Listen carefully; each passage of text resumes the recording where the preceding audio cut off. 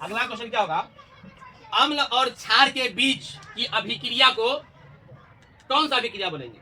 उदासीनीकरण अभिक्रिया बोलेंगे। तो क्वेश्चन आपका यही है कि अम्ल और क्षार के बीच की अभिक्रिया को उदासीनीकरण अभिक्रिया क्यों कहते हैं? अम्ल और क्षार के बीच की अभिक्रिया को उदासीनीकरण अभिक्रिया क्यों कहते हैं? ठीक है, बोलेंगे अम्ल और क्षार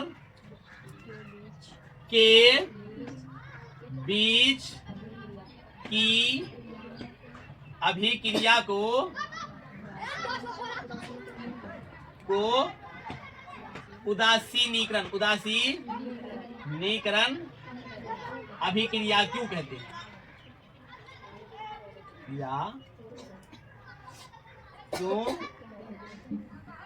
कहते? क्या बोला बाबू? अम्ल और क्षार के बीच की अभिक्रिया को उदासीनीकरण अभिक्रिया कहते हैं। तो क्यों कहते हैं यही आपको बताना। बोलेंगे अम्ल और क्षार आपस में अभिक्रिया करके लवण और जल बनाता है। क्या बनाता है? लवण और जल। आपको पता है लवण तो उदासीन होता है। लवण क्या है? उदासीन। लवण, आप अम्ल भी पढ़े, क्षार भी पढ़े और लवण भी पढ़े। लवण का पीएच मान 7, जिसका पीएच मान 7 हो तो उदासीन। अम्ल और क्षारक दोनों अभिक्रिया करके लवण और जल बनाता है। इसीलिए अम्ल और क्षारक के बीच की अभिक्रिया को उदासीनीकरण अभिक्रिया कहते हैं। क्यों कहते हैं सर? अम्ल और क्षार जो है ना अभिक्रिया करके लवण और जल बनाता है। क्या बोलेंगे? अम्ल और क्षार अभिक्रिया करके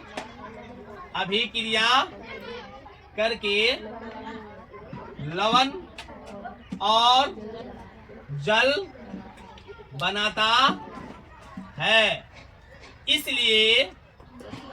इसलिए अम्ल और क्षार के बीच की अभिक्रिया को इसलिए अम्ल और क्षार के बीच की अभिक्रिया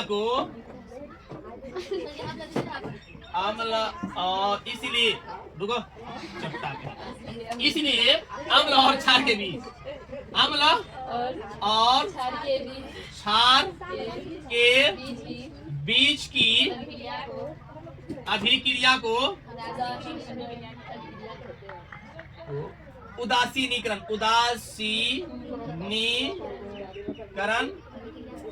अभिक्रिया कहते। अम्ल और क्षार अभिक्रिया करके लवण और जल बनाता है। अम्ल और क्षार अभिक्रिया करके क्या बनाता है बाबू? लवण और जल बनाता है। इसीलिए अम्ल और क्षार के बीच की जो रासायनिक अभिक्रिया है उसको उदासीनीकरण कहते हैं। क्योंकि एक ऐसा पदार्थ बनाता है जो उदासीन है, न्यूट्रल है, जिसमें ना तो अम्लता गुण है ना तो क्षारीय का गुण है। इसीलिए इस अभिक्रिया को क्या बोलेंगे? उदासीनीकरण।